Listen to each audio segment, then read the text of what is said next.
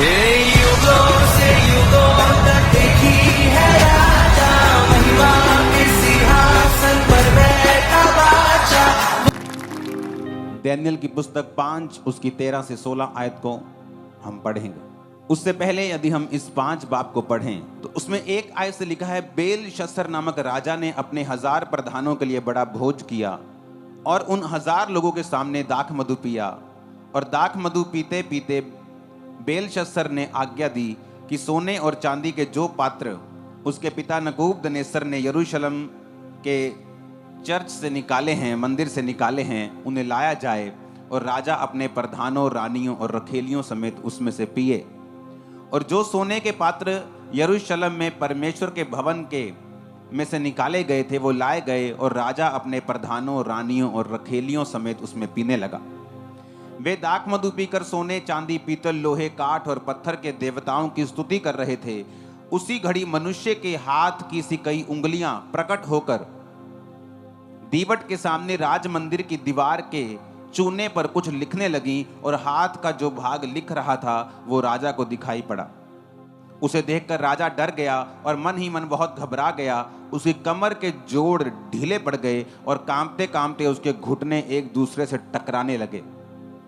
तब राजा ने ऊंचे शब्द से पुकार कर तंत्रियों, कसदियों, भविष्य बताने वालों को हाजिर करवाने की आज्ञा दी। तब बेबीलोन के पंडित और तब राजा उनसे कहने लगा, उन पंडितों से, जो कोई ये लिखा हुआ पढ़कर इसका अर्थ मुझे समझाएगा उसे बैंजनी रंग का वस्त्र पहनाया जाएगा, उसके गले में सोने की कंठमाला पहनाई जाएगी। मेरे राज्य में तीसरा वही प्रभुता करेगा। तब राजा के सब पंडित लोग भीतर आए, परंतु उस लिखे हुए को ना पढ़ सके और ना राजा को उसका अर्थ समझा सके।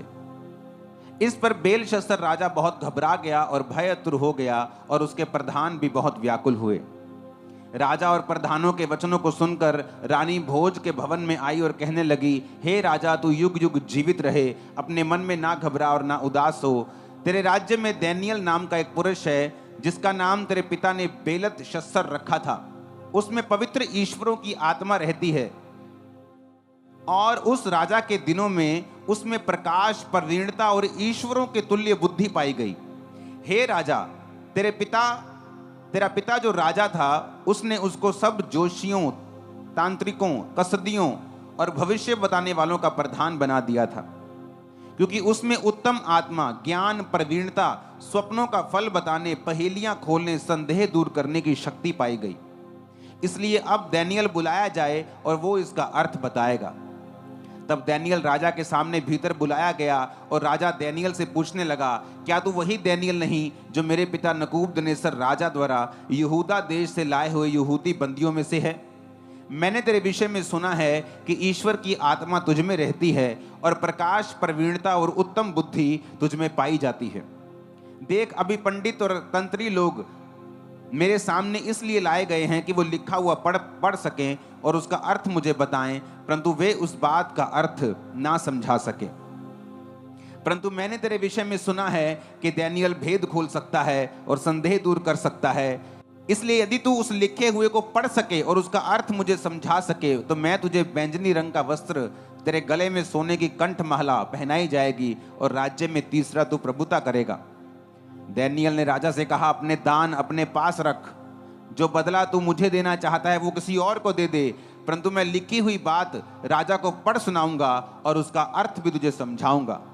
हे राजा, परम प्रधान परमेश्वर ने तेरे पिता नबूकदनेस्सर को राज्य, बढ़ाई, प्रतिष्ठा और प्रताप दिया था, और उस बढ़ाई के कारण जो उसको परमेश्वर ने दी थी, देश देश और जाति जाति के सब लोग और भिन्न भिन्न भाषा बोलने वाले उसके सामने कांपते और थरथराते थे। वह जिसे चाहता घात करता था, जिसे चाहता जीवित रखता था, जिसे वो चाहता उसे ऊंचा पद देता था और जिसे चाहता था गिरा देता था। परंतु जब उसका मन फूल उठा और उसकी आत्मा कठोर हो गई और वो अभिमान करने लगा, तब वह अपने राज सिंहासन पर से उतारा गया और उसकी प्रतिष्ठा भंग की गई। वह मनुष्यों में से निकाला गया, उसका मन पशुओं का और उसका निवास जंगली गधों के बीच में यानी जंगल में हो गया। वह बैलों के समान घास चरता और उसका शरीर आकाश की ओस से भीगा करता था, यानी वो पागल हो गया था। उसे मेंटली अपसेट के दौरे पड़ने लगे उसके बाद वो जंगलों में रहने लगा, उसके नाखून बढ़ गए, दाढ़ी बढ़ गई, आकाश की औंस से बाइबल कहती वो भीगा करता था। परमेश्वर ने उसे राज सिंहासन से गिराया, और जब तक उसने जान नहीं लिया कि परम प्रधान परमेश्वर मनुष्यों के राज्य में प्रभुता करता है और जिसे चाहता उसको अधिकारी ठहराता है, तो भी हे बेलशस्सर, तू जो उसका बेटा है, ये सब कुछ तू जानता था, फिर भी तूने अपने आप को नम्र नहीं किया, वरन तूने स्वर्ग के प्रभु के विरुद्ध उठकर उसके भवन के बर्तन मंगवाकर अपने सामने रखवाए, और प्रधान रानियों रखेलियों समेत तूने उसमें से शराब पी, दाख मधु पिया, और सोने चांदी पीतल लोहे काठ और पत्थर के देवता जो ना देखते ना सुनते ना कुछ जानते, उनकी स्तुति की। परंतु परमेश्वर जिसके हाथ में तेरा प्राण है, जिसके वश में तेरा चलना फिरना है, उसका सम्मान तूने नहीं किया। तब ये हाथ भी उसी का एक भाग उसी की ओर से प्रकट किया गया, और ये शब्द लिखे गए, और जो शब्द लिखे गए वो ये हैं, मने मने तकेल उपरसीन। इसका अर्थ है मने अर्थात परमेश्वर ने तेरे राज्य के दिन गिनकर उनका अंत कर दिया है। तकेल अर्थात तू मानो तराजू में तोला गया और हल्का पाया गया है। परेस अर्थात तेरा राज्य बांटकर मादियों और फरीसियों को दे दिया गया है। तब बेलशस्सर ने आज्ञा दी और दानिय्येल को बैंजनी का वस्त्र पहनाया गया, उसके गले में सोने की कंठमाला पहनाई गई, और ढिंढोरिये ने उसके विषय में पुकारा कि राज्य में दानिय्येल तीसरा प्रभुता करेगा। उसी रात कसदियों का राजा बेलशस्सर मर गया, और दारामादी जो 62 वर्ष का था राजगद्दी पर विराजमान हुआ। सब बोलो आमीन। ये वचन बड़ा पावरफुल है, जो आपने सुना बड़ा सिंपल है और बड़ा पावरफुल है। आज अगर आप क्रिश्चियंस को देखेंगे, लोगों को देखेंगे, यूथ को देखेंगे, वो अपनी लाइफ में कंफ्यूज रहते हैं कि मुझे क्या करना है, मुझे किधर जाना है, मेरी लाइफ में सक्सेस क्यों नहीं है, मेरी फैमिली में डिलीवरेंस क्यों नहीं है। बाइबल एक बात बताती है कि जहां कहीं परमेश्वर का आत्मा है वहां आजादी है। अगर आपकी लाइफ में परमेश्वर का आत्मा होगा, जिस तरह इसकी गवाही दी गई दानिय्येल की कि इसमें ईश्वर की आत्मा वास करती है, इसके अंदर रहती है, तो बाइबल कहती है अगर परमेश्वर का आत्मा नया नियम में कहता है कि अगर परमेश्वर का आत्मा तुम में है, और जहां कहीं परमेश्वर का आत्मा है वहां आजादी होगी, वहां डिलीवरेंस होगी। वो डिलीवरेंस तुम्हारी फैमिली की होगी, वो तुम्हारी लाइफ की होगी, तुम्हारी सेवकाई की होगी, वो तुम्हारे कैरियर की होगी, तुम्हारे शरीर की होगी। जहां कहीं भी शैतान ने तुम्हें बांधा हुआ है, तुम वहां पे डिलीवरेंस को देखोगे, अगर परमेश्वर का आत्मा तुम्हारी जिंदगी में है तो। कितने इस बात को समझ गए? अब बात यह है कि क्या परमेश्वर का आत्मा मुझ में या आप में है या नहीं। आप दो तरह से परमेश्वर में चलते हैं, एक चलते हैं परमेश्वर की पावर के साथ, और एक चलते हैं परमेश्वर की प्रेजेंस के साथ। परमेश्वर की पावर में चलना अलग चीज है, परमेश्वर की हुजूरी में चलना एक अलग चीज। जो व्यक्ति जिन्होंने परमेश्वर के दानों और वरदानों को पाया वो बिगड़ सकते हैं, और बाद में अपने दानों वरदानों को ले हैंड प्रेयर के रूप में 25-50 हजार में बेच भी सकते हैं। वो उस अनॉइंटिंग को बेच भी सकते हैं, वो अनॉइंटिंग काम भी करेगी, लेकिन हाई लेवल तक नहीं, एक सिंपल लेवल तक। वो है वरदानों में चलना। जब एक व्यक्ति वरदानों में चलना चाहता है, उसे कोई भी तौबा की जरूरत नहीं है, क्योंकि वो वरदान उसे परमेश्वर ने दिए हैं। वो तौबा ना भी करे तो भी वो वरदानों को यूज कर सकता है।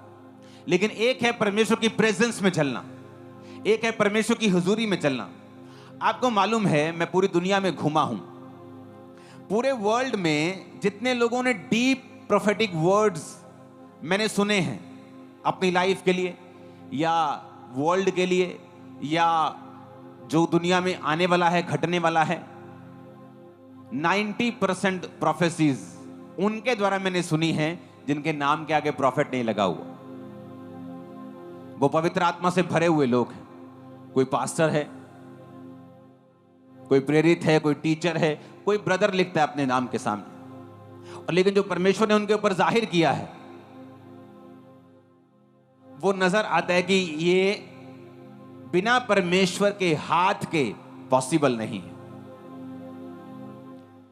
बाइबल कहती है जब दानिय्येल के बारे में गवाही दी गई तो कहा गया कि इसमें संदेह दूर करने की शक्ति है, कि जब दानिय्येल के पास कोई जाता है तो उसका संदेह, उसका शक जो है, उसकी कंफ्यूजन जो है, उसकी लाइफ की दूर हो जाती है।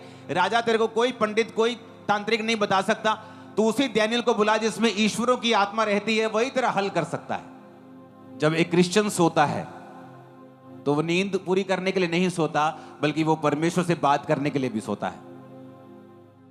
बाइबल कहती है परमेश्वर आपसे सपनों में बात करता है, वरन एक बार नहीं 2 बार करता है, ताकि आने वाली डिस्ट्रक्शन से वो आपको बचाए। इसलिए परमेश्वर का आत्मा सपनों में आपसे बात करता है।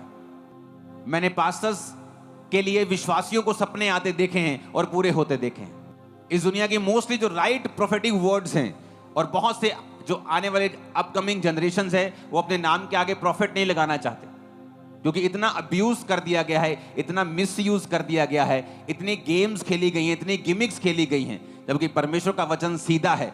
और अगर रात को आप सो रहे हैं और आप प्रभु से बात कर रहे हैं कि परमेश्वर मुझसे बात कर, मुझसे बात कर, मुझसे बात कर, आपकी ये प्रेयर है। चलते फिरते कई बार आप एक ऐसी सिचुएशन में होते हैं कि आप प्रभु से कहते हैं परमेश्वर तेरा आत्मा मुझसे बात करे, और आप ये भी जानते हैं कि परमेश्वर तोता नहीं है कि आप उससे तोते से पूछेंगे, तोता उसी समय बोलेगा। परमेश्वर के बात करने का तरीका है, और कई बार वो बड़े अजीब और अचंभी रीति के साथ बात करता है। कई बार परमेश्वर ट्रबल से आपकी अगुवाई करता है। जब तक इजरायली लोग मिस्र में थे और राजा उनको कुछ नहीं कह रहा था, तब तक वो कंफर्ट में थे। सुबह जाते थे काम पे, शाम को आते थे। वो बंधुआई और वो जो नौकरी थी, उन्हें कंफर्ट में जो रखा हुआ था। लेकिन परमेश्वर जानता कि ये एक मास्टर प्लान नहीं है, मुझे तुमको यहां से निकालना पड़ेगा। वो भी जानते थे कि आज से 400 वर्ष पहले ये प्रोफेसी हुई थी कि हमें परमेश्वर कनान देश देगा। ये तो एक ट्रेनिंग है हमारी, हम यहाँ के नहीं हैं। लेकिन कंफर्ट ने उन्हें संभाल के रखा हुआ था। हर बंदा अपने कंफर्ट में था। मेरी सेवकाई पे कोई आंच ना आ जाए, मेरे परिवार पे कोई आंच ना आ जाए, नहीं मैं उसके खिलाफ ये नहीं कह सकता, मैं प्यार का प्रीच कर सकता हूं। सब उस समय कंफर्ट में थे। लेकिन बाइबल कहती परमेश्वर ने राजे का मन बदल दिया। राजा कठोर हो गया। राजा उनको जब दुख देने लगा, सारे कंफर्ट से बाहर जब आने लगे तो प्रेयर करने लगे।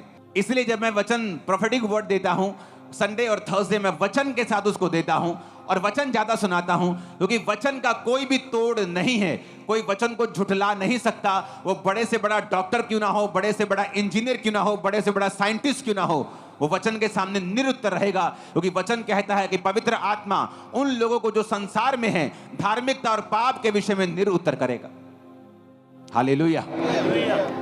इसलिए वो मिनिस्ट्री जो प्रोफेटिक में जाती हैं, उनको वचन की और जरूरत होती है, ताकि वो वचन के बीच में से लोगों को लेके जाएं। क्योंकि हर एक बंदा प्रोफेटिक और हीलिंग से परमेश्वर में नहीं आएगा, पर वचन एक ऐसा हथियार है कि हर व्यक्ति, हर बंदा वचन के सामने सिर को झुकाएगा। अब आने वाले समय में मैं आपको बता चुका हूं, अगर आप अपने बच्चों को 10वीं 12वीं करके छोड़ देते हैं तो ये आपकी गलती होगी, क्योंकि जो ग्रेस परमेश्वर ने देनी थी वो दे चुका है। मैं नहीं कह रहा हूं ग्रेस उतरेगी, आप जाएंगे ग्रेस, मैं नहीं कह रहा हूं। मैं कह रहा हूं इट्स ऑलरेडी इन यू, वो आपकी स्पिरिट में ऑलरेडी आ चुकी है, आपके अंदर है राइट नाउ। जस्ट आपको फॉलो करना है जो मैं आपको बोल रहा हूं। आपको सर्च करनी किस तरह से गवर्नमेंट जॉब मिलती है, किस सर्च इंजन पे मैं सर्च करूं, किस डिपार्टमेंट की निकलती है, कहां से निकलती, कहां से पता चलता है। कोई कोचिंग सेंटर बताता है, कोई सर बताता है। बात करना शुरू करो, सर्च करना शुरू करो। मैं आपको बता रहा हूं, आप हैरान होंगे। आप बिजनेस के बारे में सोच रहे होंगे, किसी चीज के बारे में सोच रहे होंगे, लेकिन आप उस कुर्सी में बैठ जाएंगे बहुत जल्दी, मैं आपको बता रहा हूं। और टेस्टिमनी देना जब ऐसा हो जाए, क्योंकि परमेश्वर का एक प्लान है। मैं आपको उसका प्लान बता रहा हूं। बाइबल कहती है एक राजा बड़ा दुखी हो गया और अपने लोगों से, चेलों से पूछने लगा, ए तुम में कोई पक्का मेरा एक गद्दार छुपा हुआ है। मैं अंदर सोचता हूं, लेकिन वो जो भविष्यवक्ता है, वो जो एलिया एलीशा है, ये शरेआम बता देते हैं। एलीशा को कैसे मालूम हो गया? हम में से कोई बात बताते हैं। तो उस राजा ने बोला कि वो परमेश्वर का सच्चा जन है। जो तू अंदर सोचता है परमेश्वर उस पर जाहिर करता है। जो तू अंदर सोच के रखता है परमेश्वर उसको बता के रखता है। ये जीवित परमेश्वर का घर है। आप जीवित परमेश्वर के लोग हैं। मैं जीवित परमेश्वर का दास हूं। या मुर्दा चर्च नहीं है जो हमें मालूम ना होगा। हर एक चीज हमें मालूम हो रही है स्पिरिट, ये क्या होने वाला है, कौन क्या सोच रहा है। और मैं आपको बता रहा हूं परमेश्वर तैयार है, वो ग्रेस दे चुका है। आप जस्ट उस ग्रेस में स्टेप करेंगे, आगे बढ़ेंगे, आप कहीं के कहीं पहुंच जाएं।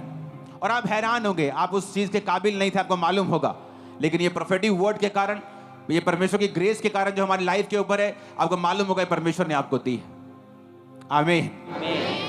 हर एक व्यक्ति जो पवित्र आत्मा से संबंध को चाहता है, आज अंधे गूंगे बहरे क्यों है लोग आत्मा में? क्योंकि पवित्र आत्मा उनकी जिंदगी में नहीं है। क्यों पवित्र आत्मा उनकी लाइफ में नहीं है? उसका भी रीजन है। डैनियल के लिए जब बोला गया था, 13 आयत में लिखा, डैनियल राजा के सामने भीतर बुलाया गया और राजा डैनियल से कहने लगा, क्या तू वही डैनियल नहीं जो मेरे पिता नबूकदनेस्सर राजा द्वारा यहूदा देश के लाए हुए बंधुओं में से है? ये डैनियल जिसको तीसरी स्थान दिया गया, यानी एक देश का फाइनेंस मिनिस्टर या डिफेंस मिनिस्टर तीसरा होता है, पहला प्रधानमंत्री होता है, पावर में सबसे उच्च तो राष्ट्रपति होता है, लेकिन जो पावर जो अपनी एक्सरसाइज करता है, प्रधानमंत्री, गृह मंत्री, रक्षा मंत्री और फाइनेंस मिनिस्टर, वित्त मंत्री, ये पावरफुल लोग होते हैं। और डैनियल को एक पद दिया गया कि आज से डैनियल गृह मंत्री है या रक्षा मंत्री ये है। कहां से शुरुआत हुई? कहता तू वो नहीं है जो बंधुओं में से था। बंधुआई में लाए गए लोग, एक देश पर हमला किया गया, बंधुआई में राजपुत्र उठाए गए और उनको सिखाया गया। और जब डैनियल छोटा था और राजा का खोजा, राजा का बंदा आया और बोला ये तुम्हें खाना पड़ेगा। उसने कहा ये तो बाइबल में मना किया हुआ, मैं तो नहीं खा सकता। और वो तैयार था कि अगर इसके लिए उसे सजा मिलती है, उसे ट्रेनिंग से निकाल दिया जाता है, जेल भेज दिया जाता है या मजदूर डिपार्टमेंट में भेज दिया जाता है, वो सारा कुछ करने के लिए रेडी हो चुका था। उसने मन बना लिया था कि अगर परमेश्वर के वचन के कारण मेरा नुकसान भी होता है तो मैं झेलने के लिए तैयार हूं। आज इतने डरपोक हो चुके हैं लोग कि जब वो इतनी घटिया बातों को क्रिश्चियनिटी में होता हुआ देखते हैं तो बोल नहीं पाते। क्यों? क्योंकि उन्हें अपनी मिनिस्ट्री का डर है कि लोग हम पे अटैक ना करें। वचन को तोड़ मरोड़ कर उसे सही साबित करने की कोशिश करते हैं, जबकि ऐसा नहीं होना चाहिए। अब डैनियल ने मन बना लिया कि अगर नुकसान भी होता है तो मैं ये नहीं खाऊंगा। उसने कहा चल एक चीज मैं तेरे लिए कर सकता हूं, तू ऐसा कर, ये सारा जो मना है बाइबल में खाना पीना, ये तू दूसरे को दे दे और मुझे ये खाना दे दे, साग पात चाहे दे दे, चाहे मुझे तू सिंपल रोटी दे दे।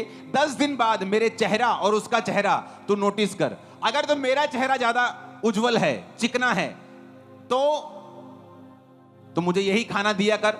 लेकिन वो लोग जो राजा का ठहराया हुआ बड़ा बड़ा खाना और बड़ी बड़ी महंगी दाख मधु पी रहे हैं, तो उनका चेहरा चेक करना, अगर उनका ज्यादा उज्जवल होगा तो मैं तेरी बात को मान लूंगा। और बाइबल कहती है कुछ दिन बाद जब चेहरे जांचे गए, डैनियल का चेहरा ज्यादा चिकना और ज्यादा साफ और ज्यादा चमकदार निकला, क्योंकि परमेश्वर डैनियल के साथ था और उसके लोगों के साथ था। और हुआ क्या? वहां से आदत पड़ी वचन पे चलने की। क्या आप वचन पे चलते हैं? आज आपका सरपंच गांव का नाराज हो जाए, भाई साहब आप परमेश्वर को छोड़ने के लिए तैयार हो जाते हैं। आज 4 लोग इकट्ठे होकर आपके पास आए, बोलते हैं तेरे शादी में नहीं आएंगे, तेरी मर्ग में नहीं आएंगे, तेरे पिंड से जगह नहीं देवांगे, और तुम लोग यीशु मसीह को छोड़ने के लिए तैयार हो जाते हो। इसीलिए मैं कहता हूं कि तुम में पवित्र आत्मा नहीं है और तुम वचन से प्यार नहीं करते। अगर करते होते, अगर पवित्र आत्मा तुम में होता तो छुटकारा भी तुम में होता और तुम परमेश्वर के लिए, उसके वचन के लिए खड़े भी होते। एक समय था खड़े होने का, मैं खड़ा हुआ हूं, कोई बात नहीं, कोई रिश्तेदार जाता है जाए, लोग जाते जाएं, परिवार जाता जाए। आप जानते हैं परमेश्वर के वचन पे खड़े होने से मेरी फैमिली में इतनी फाइट हो चुकी थी कि एक टाइम मैं अपना घर छोड़ के चला गया था, सदा के लिए मैं चला गया, अपना घर छोड़ दिया था। लेकिन परमेश्वर की वो प्लान नहीं था कि मेरी फैमिली ना बचाई जाए। तो मेरे पास्टर्स जो थे वो मेरी अगुवाई करते रहते थे। इतना मैं एक्साइटेड और इतना स्टैंड लेने वाला था परमेश्वर के लिए कि मुझे परमेश्वर के वचन के सामने कोई नहीं चाहिए था। एक समय है खड़े होने का, एक समय दिखाने का कि आप वचन से प्यार करते हैं। डैनियल क्यों इतना ऊंचा हुआ? क्यों? उसमें संदेह दूर करने की शक्ति थी, डाउट दूर कर सकता था। अगर मैं आपके डाउट दूर कर सकता हूं तो मेरे डाउट दूर नहीं होंगे? क्या लगता है आपको? अगर मैं आपको काउंसलिंग से डाउट आपको दूर कर सकता हूं, अगर मैं आपके डाउट्स को फिनिश कर सकता हूं, अगर पवित्र आत्मा पंजाब के बारे में, इंडिया के बारे में, आपके पर्सनल लाइफ के बारे में मुझ पे जाहिर कर सकता है, तो क्या वो मेरी लाइफ के बारे में मुझ पे जाहिर नहीं करता होगा? आपको क्या लगता है? ये कौन सी टार्च है जो मैं आपके लिए रोशनी कर सकता हूं और मेरे लिए अंधेरा हो? ये फेक टॉर्च नहीं है, ये मेरे लिए भी उतना ही उजाला करती है, बल्कि ज्यादा उजाला करती है आपसे भी, जो मैं आपके लिए करता हूं। आमीन। एक बार एक सिस्टर मुझसे मिलने के लिए आए अपॉइंटमेंट में, और अगर आप पवित्र आत्मा के चलाए हुए जन हैं तो आप वो नहीं सुनते जो वो लोग कह रहे हैं, आप वो सुनते हैं जो पवित्र आत्मा आपको बता रहा है। तो वो बताने लगी, मेरी इसके लिए प्रेयर करना, मेरी इस चीज़ के लिए प्रेयर करना, मेरी फैमिली के लिए प्रेयर करना, मेरे लिए प्रेयर करना। तो पवित्र आत्मा मुझे बताने लगा कि इसके बारे में पूछ, तेरा पिता कहाँ है? डेथ हो गई। अच्छा, मम्मी कहाँ है? वो वापस चली गई।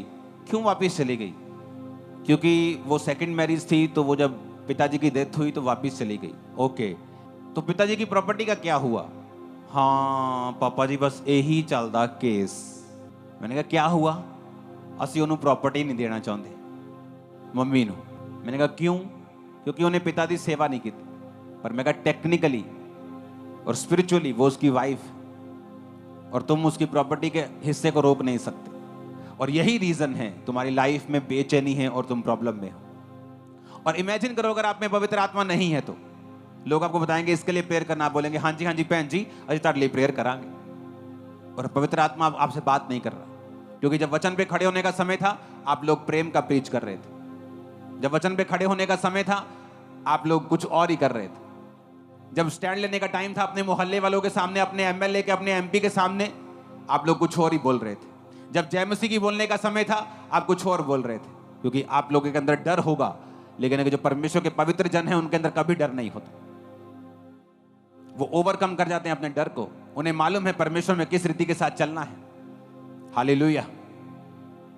तो जो पवित्र आत्मा आपके अंदर होता है वो संदेह दूर करता है, लोगों की जो पहेली बनाई हुई लाइफ की उन्हें सॉल्व करता है, आपके लिए भी और मेरे लिए भी। लेकिन ये शुरुआत कैसे हुई? शुरुआत हुई बेसिक वर्ड से कि ये नहीं खाना, एक छोटा सा वचन। आज 90% जब लोग काउंसलिंग के लिए हर मंगलवार को आते हैं तो पूरी टीम जो मेरी बैठाई हुई होती है, आपके केसेस बाद में वो मुझसे डिस्कस करती है, आपकी रिपोर्ट्स आती हैं। जो लोग मुझसे ज़्यादा मिलना चाहते हैं, ज़्यादा रिक्वेस्ट करते हैं, उनसे मैं उनके लिए बात करता हूँ कि इसको मिलाना है, इसको मिलाना है, इसको मिलाना है, इसको ले हैंड पे खड़ा करना है, नहीं इसको मिलाने की जरूरत नहीं, इसको प्रार्थना की जरूरत है, इसको ले हैंड की जरूरत है, इसको फास्टिंग की जरूरत है। तो आपके केस डिस्कस होते हैं। 90% बंदे ऐसे हैं जो अपना टाइथ पे नहीं करते। इमेजिन करो जो लिखा हुआ वचन है अगर आप उसको फॉलो नहीं करते हैं तो परमेश्वर का आत्मा आप में वास कभी नहीं कर सकता। आप क्रिश्चियन हो सकते हैं, नाम के क्रिश्चियन हो सकते हैं, बैप्टाइज हो सकते हो, यहां तक कि परमेश्वर आपको खिलाएगा पिलाएगा, प्रेम भी करेगा, आपको कई बार बचा के भी रखेगा शैतान से। लेकिन पवित्र आत्मा की वो प्रेजेंस, वो संदेह दूर करने की शक्ति और वो लेवल जो डैनियल जैसे लोगों के अंदर था वो आप में कभी नहीं आएगा। आप कभी कंप्लीट डिलीवरेंस में नहीं जाएंगे अगर आप लिखे हुए वचन को फॉलो नहीं करते। 90% बंदे प्रार्थना नहीं करते जब काउंसलिंग के लिए आते, बंदे जेंट्स। 90% औरतें प्रार्थना करती हैं लेकिन अलग अलग मसलों में फंसी हुई हैं। कोई सास के साथ खिटपिट में फंसा हुआ है, कोई दरानी के साथ फंसा हुआ है, कोई ग्वांडी के साथ फंसा हुआ है, पड़ोसी के साथ फंसा हुआ है, खिटपिट चल रही है, मन डिस्टर्ब है, हस्बैंड के अधीन नहीं। और यही चीजें आपकी लाइफ में डिस्टर्बेंस पैदा करती है, क्योंकि अगर आप लिखे हुए वचन से प्यार नहीं करेंगे आप नेक्स्ट लेवल की अनॉइंटिंग कभी हासिल नहीं कर पाएंगे। डैनियल के अंदर वो जो लिखा वो उसने समझाया, वो एक दिन में नहीं समझा दिया। पहले उसने वचन को फॉलो किया, वचन से प्यार किया, वचन के लिए अगर मरना पड़े, झुकना पड़े, कटना पड़े तो वो भी वो करने के लिए तैयार था। कितने मेरी बातों को समझ रहे हैं? क्या आप लिखे हुए वचन से प्यार करते हैं? पहली स्टेज कौन सी है कि लिखे हुए वचन से प्यार करना। क्या लिखा है बाइबल में? टाइथ पे करना है, आप नहीं करते। प्रार्थना करनी है रोज 2 घंटे 24 मिनट 2.5 घंटे प्रार्थना करनी, नहीं करते। रोजा रखना है हफ्ते में 2, नहीं रखते।